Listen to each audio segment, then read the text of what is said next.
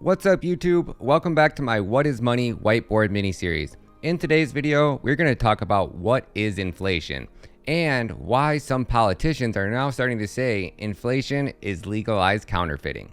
And P.S. This video is for educational and entertainment purposes only. Nothing stated in this video should be taken as facts. All the statistics in this video change daily. Please do your own research and consult with your own financial advisor before making any investing decisions. So let's kick things off with this video from Joe Brown and talk about who stands to profit the most from inflation. What is your biggest expense in your budget? Do you think it might be food? Do you think it might be gas? Do you think it might be clothes? Well, for the average American last year in 2021, the biggest line item expense on their budget was taxes.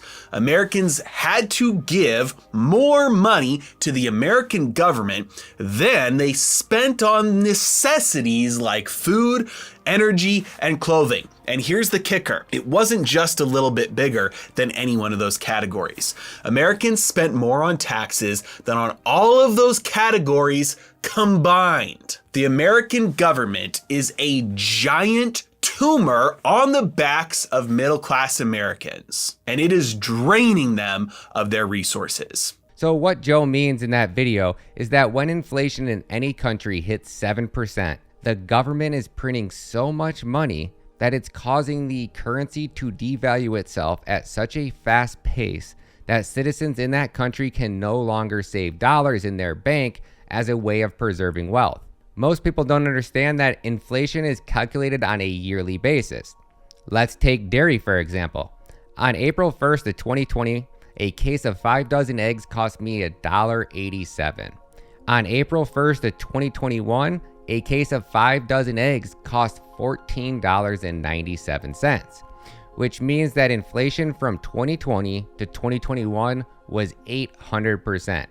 Now on April 1st of 2022, a case of 5 dozen eggs cost $15.97, meaning that it went up from $14.97 to $15.97 over 1 year. So from 2021 to 2022, the inflation rate on that case of eggs was only 7%.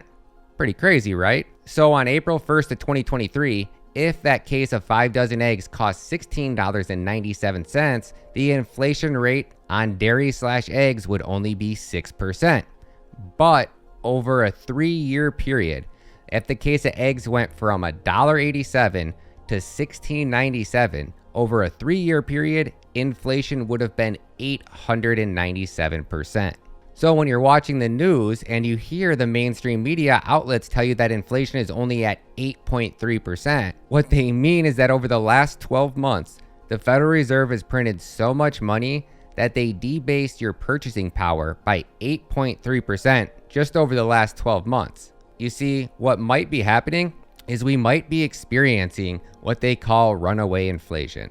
This is the point where the Federal Reserve is going to have no choice but to fire back up that money printer, and we saw exactly what that did last time. Over a 3-year period, the price of everything that you buy on a daily basis has increased by around 900%. So if the Federal Reserve is forced to start quantitative easing again, it would most likely guarantee that the United States dollar would start to collapse, hyperinflation would set in, and it would most likely devastate economies on a global scale. Well, if you don't believe me, take a look at this clip from Mark Moss. This is how the Fed is secretly patching the cracks. Now, the central banks around the world are trying everything they can to battle two fronts at the same time. This is the proverbial rock and a hard place that the Fed has found itself in, and I've been making videos about this for well over 2 years.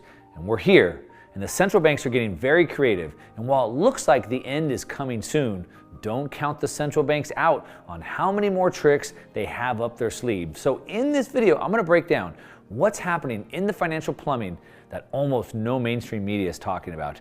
I'm going to explain just how big and how bad this problem is and the risk it poses to all of us. We're going to look at the new secret way the Federal Reserve is trying to patch up the dam, so to speak, to hold off a collapse and fight inflation at the same time, the exact steps they took this week with the Switzerland National Bank and Credit Suisse, and what's likely to happen next. So let's go. So you've probably seen this before with other sayings here. They don't know the sovereign debt bubble is bursting. So here's a guy at the party, understanding what's going on. Here's people just having a good time dancing away. And he's like, these people have no idea the sovereign debt bubble is bursting. That's kind of like me. I'm at the party, I can't find anyone to talk to. Maybe it's like you as well. Leave me a comment, let me know. But this is what's happening. The sovereign debt bubble is busting. So while everyone's going, oh my gosh, housing is going to crash. Oh my gosh, the banks are going to collapse. I don't know if I should put money in the banks. That's not what's happening. That's what happened in 2008. We're witnessing something totally different, and that is the sovereign debt bubble is bursting. The US Treasuries lubricate the entire global economy. Now, we see that when markets become illiquid, meaning there's no lubrication, if there's no lubrication in an engine, what happens? It seizes up. So when there's no liquidity, then it poses systemic risk of the entire financial system, the global financial system seizing up like a motor.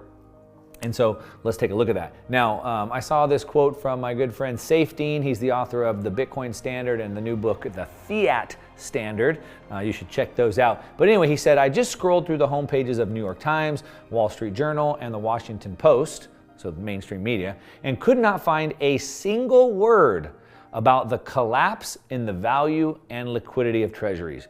So this is a massive problem. It's going to have massive effects on every single person alive everywhere in the world, but nobody's talking about it. New York Times, Wall Street Journal, Washington Post is not talking a single word about it. Normies are in for a very nasty surprise. Now, you're not normie, you're paying attention, you're watching this video, so you're not gonna be caught off guard. I'm gonna explain this to you. And let me show it to you in a chart right here. This shows the Treasury liquidity. And what's important about this chart is we can see as the Treasury, this is 1975 right here, and here we are obviously current. And we can see right here at 2008 and the great financial crash. So it kind of, you know, somewhat kind of flat, a little bit of kind of growth right here. But in 2008, it just took off crazy. But here's what I want to draw your attention to. Remember, we want to look at charts because we want to see the size of the move, but also we want to see the speed of the move.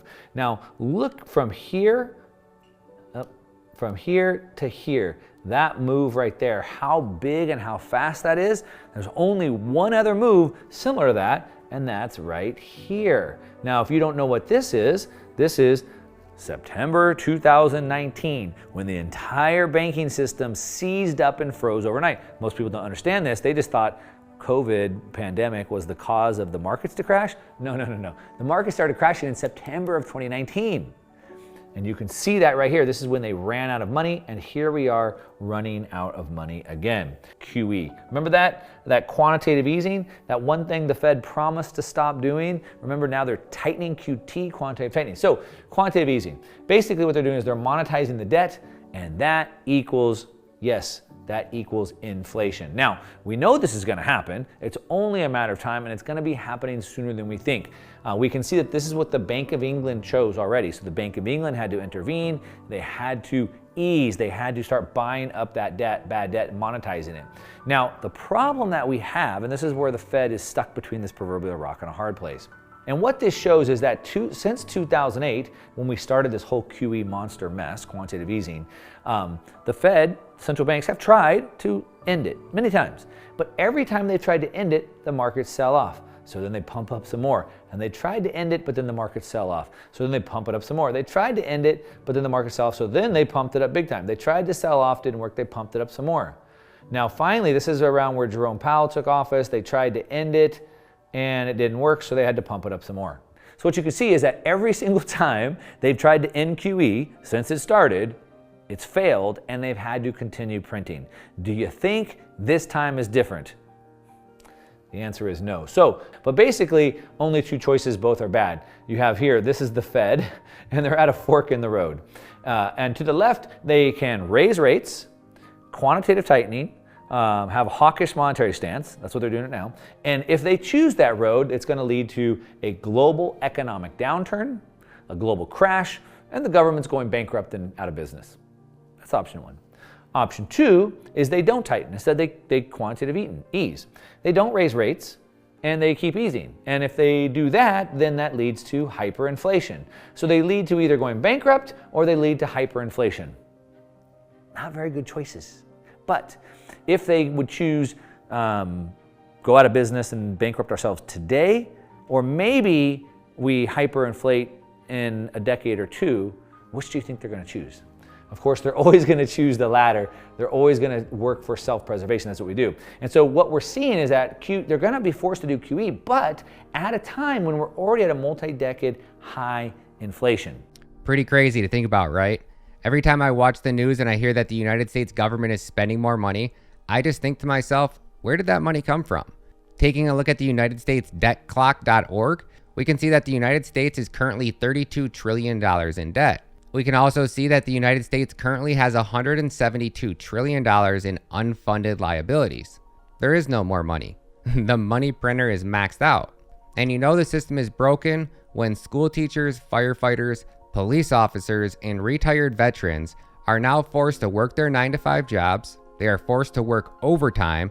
And on top of that, they now need to come home from work and they need to learn how to become a professional investor because a small group of unelected bureaucrats have abused the money printer so bad that the middle class Americans no longer can save in dollars. If you work a 9-to-5 job, you would have needed to receive a 900% pay increase over the last 3 years just to offset inflation. So the question you need to ask yourself is, how much longer before the entire nation wakes up and realizes this? Why is every mainstream media channel around the world not explaining this to the people? So what's the solution? Bitcoin. Bitcoin is the answer.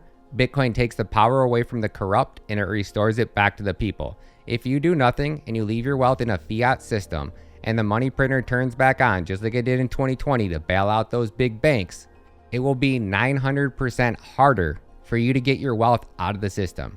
So if you do nothing, best case, you lose 8.1%. Bitcoin is 75% off from its all-time high. Fiat currencies are collapsing at an alarming rate. I'm not a financial advisor and this is not investing advice, but if you do nothing, you're guaranteed to lose money. If you buy Bitcoin, you have a chance to change the wealth of your entire family for generations. Please and thank you. Like, share, subscribe. Good vibes always, YouTube. Again, my name is Ryan Mehta, and I'll catch you guys in the next one.